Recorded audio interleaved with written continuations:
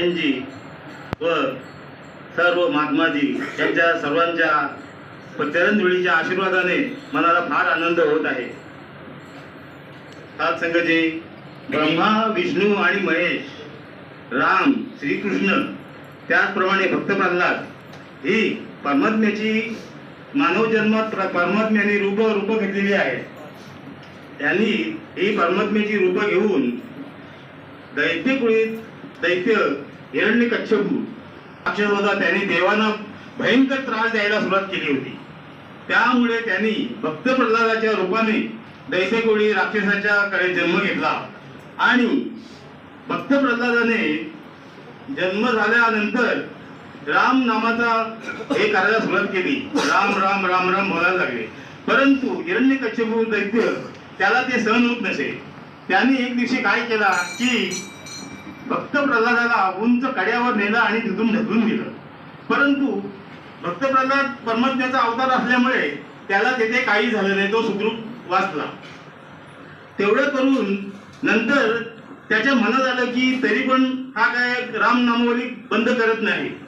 त्यामुळे अतिशय रागाने पुन्हा हिरण्यकश्यपूने त्याला मोठी कढई आणली आणि कढईत ते कडवला आणि त्या कढईमध्ये त्याला टाकला. परंतु परमात्म्याचा अवतार असल्यामुळे परमात्मा जिथे कुठे आहे तिथे सर्व ठिकाणी परमात्माच आहे. तर त्याचा अवतार असल्यामुळे तेथे सुद्धा भक्त प्रल्हाद वाचला. भक्त प्रल्हाद तिथे वाचल्यानंतर पुन्हा त्यांनी विचार केला की आता काय करायचंय, याला काय मरण येत नाही. मग त्यांनी शेवटी विचार केला की आपली बहीण हिरण्यकश्यपूची बहीण होलिका म्हणजे आता आपण काल होळी साजरी केली, ही होलिका बहीण. तर होलिका बहीण पण अहंकारी होती. तिने सांगितलं की माझ्या मांडीवरती ह्याला बसवा आणि मग तुम्ही माझं होळीचं दळण करा.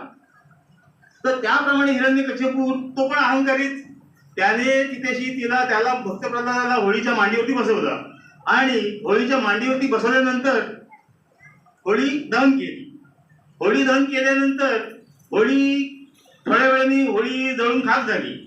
परंतु भक्त प्रल्हाद तसा तिच्या मांडीवरती होता. तो सुखरूप बाहेर आला म्हणून हे आपलं जे आता म्हणजे धुळीवंदन जो साजरा करतो ना आपण, तो आनंद उत्सव साजरा भक्त प्रल्हाद सही सलामत जिवंत आला म्हणून त्यांनी हा जो आपल्या महात्मानी ही प्रथा चालू केली की धुळीवंदन करायचं. धुळीवंदन आनंदोत्सव साजरा करायचा म्हणून हा धुळीवंदन जो साजरा करतो आपण, हा धुळीवंदन त्याचं कारण हे आहे. त्यानंतर असा प्रकार झाला की भक्त प्रल्हाद पुन्हा त्याचा कार्यक्रम त्याचा चालूच होतं. हरिनाम नाम राम नाम नाम ते करत तो बसायचा. थोड्या दिवसांनी त्याच्या मनात असं आलं की अरे तुझा देव तरी कुठे आहे, हे त्यांनी त्या भक्त प्रल्हादाला विचारलं. भक्त प्रल्हाद विचारल्यानंतर भक्त प्रल्हाद काय म्हणाला की आज परमात्मा चराचरात परमात्म्याचा समावेश आहे. तुम्ही जिथे जाल तिथे परमात्मा आहे. आता इथे बसलो तरी इथे पण परमात्मा आहे. आपल्या शरीरात हृदयात परमात्मा आहे. तर तुझं देव तरी कुठे आहे. तर त्याने सांगितलं भक्त प्रल्हादांनी की त्याच्या समोर एक मोठा खांब होता. आता हे बघा, 4थी 5वीला काहीतरी गोष्ट होती हिरण्यकश्यपूची. तर तो खांब होता. त्यांनी सांगितलं ह्या खांबात माझा देव आहे. तर त्यांनी भक्त प्रल्हाद हिरण्यकश्यपूने काय केला, त्या खांबावरती जोरात लाथ मारली. जोरात लाथ मारल्यानंतर तो खांब दुभंगला आणि त्याच्यातून नरसिंह अवतार बाहेर पडला. नरसिंह अवतार बाहेर पडल्यानंतर काय झालं, नरसिंह अवताराच्याच हातून हिरण्यकश्यपूचा वध होणार होता. नरसिंह अवतार बाहेर पडल्यानंतर त्यांनी ह्या दैत्याला म्हणजे हिरण्यकश्यपूला युद्धाने त्याचा नाश करून टाकला आणि अहंकारी दैत्याचा अशा प्रकारे अहंकारी दैत्याचा समूळ नाश झाला. प्रेमाने बोला, धन निर्माण झाला.